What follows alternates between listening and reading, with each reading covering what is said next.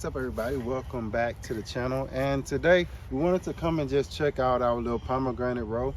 Some things that I've been wanting to talk about is, I don't know, it just seems to me to be this way. Usually in your area, it seems like the pomegranates just look good at the nursery, and the ones that they actually sell in your area, they never really do anything. So if you know what I'm talking about, you've been growing pomegranates and you've given up on them because every time you plant them, they die or they just never fruit and they always get big. What we did was we wanted to have a variety of pomegranates for probably a few different reasons. One was we wanted to know which pomegranate did well in our area without dying on us. And we wanted to know which ones would actually fruit. So this is going on our second year. I think we got blessed with finding this location in the yard because I had an old airlid pomegranate that used to sit right here where this dead tree is. And I forgot to water it for like a month. It was in a pot. And when I finally went on the other side of this little planter thing, this platform, it was still alive and thriving. So I was like, man, they must like this area. So we got a little overhang here for afternoon shade. So it gets morning sun, but afternoon is completely shaded. And if you come in close, you can see how they're protected from a good late frost or freeze.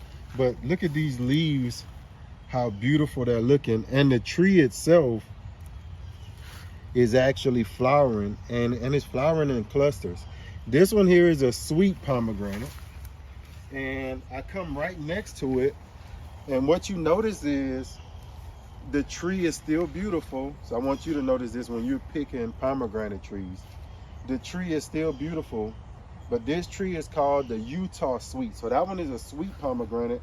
That's all it's called. It just says sweet, where we bought it from. But here is a Utah Sweet. You look at the name Utah, I'm in Louisiana. That might be a little far out my zone, but maybe this is for maybe a colder winter. It can withstand colder temperatures maybe. Or maybe it's a late producer. So maybe these are early producer, and maybe this one is going to be a later producer. So we're just waiting around to see. Maybe it will fruit, or maybe we had a mild winter this winter. So maybe when we get a colder or harsher winter, that this one would actually fruit. Not really thinking about right now whether to keep it or get rid of it. It actually lived and survived. So maybe a couple of more years before we actually see whether or not it's one that's a keeper or not.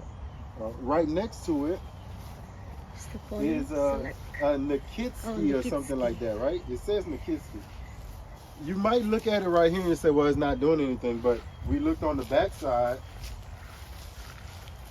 and we saw something that we liked. One has failed. Look, a couple have failed down here, but you can see that it is flowering. We got down here, I got 1, 2, I didn't even know I had this many down here. 3, 4, did you see this many? 5, oh wow, 6, that's a little small. Oh, sorry. 7, 8. So this year, you can look at all of those, and it still has more on here. This year, we're not fertilizing, we're only watering. So sometimes when you get fruit droppage, it's because the tree isn't fertilized. And sometimes the fruits are fertilized, but you're not getting the nutrients to hold on to the tree. So this is another young tree.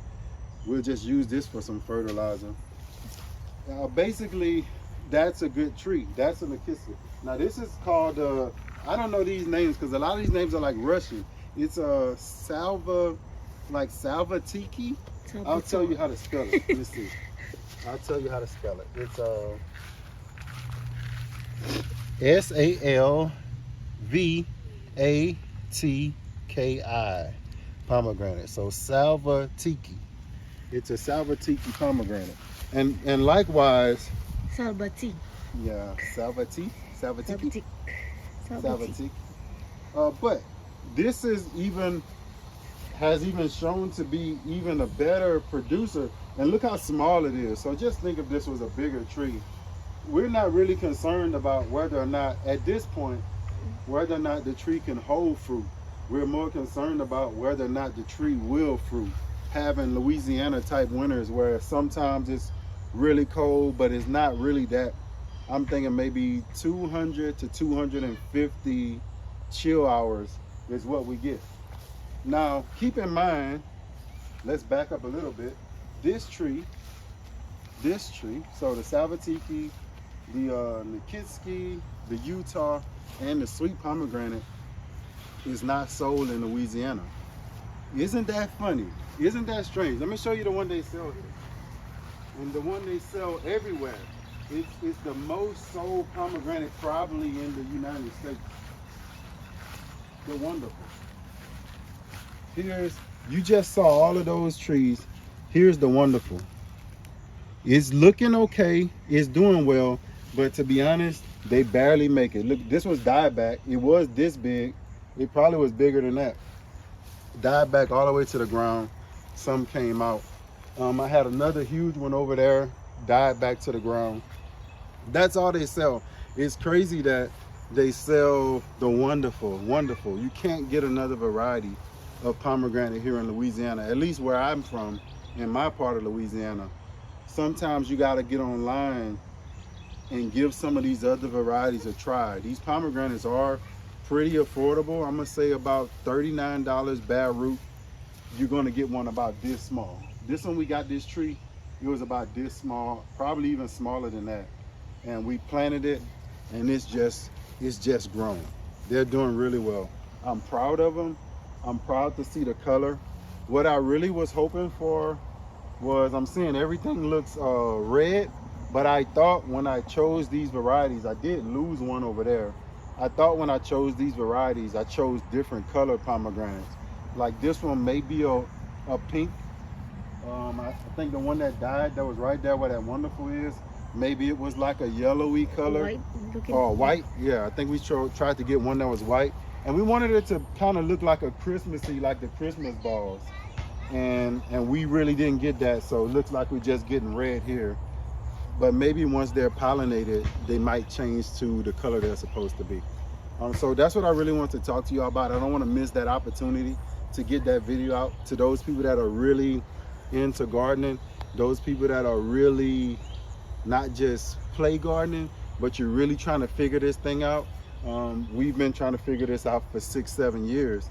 And here we're finally getting some success because we decided to go away from the norms in the area and go online and try some different varieties. So I would tell you to do the same thing. If you can catch some deals, go away from what your local nursery have sometimes if it's not working for you. If you keep buying the same peaches over and over and they keep dying, you got to get online and go find a different variety. If you, whatever, pears, apples, go and find those other varieties and just try, spend a little bit of money, and one will surprise you, and you can take those and have some success outside of your local nursery and what they're recommending for you to have, as long as they're within the same growing requirements. So thank y'all for watching the Grow From The Network. Hope this video helps you. Hope this video reaches you if you're the one that's struggling with varieties in your area. Thank y'all for watching. God bless. And as always, grow, grow, grow.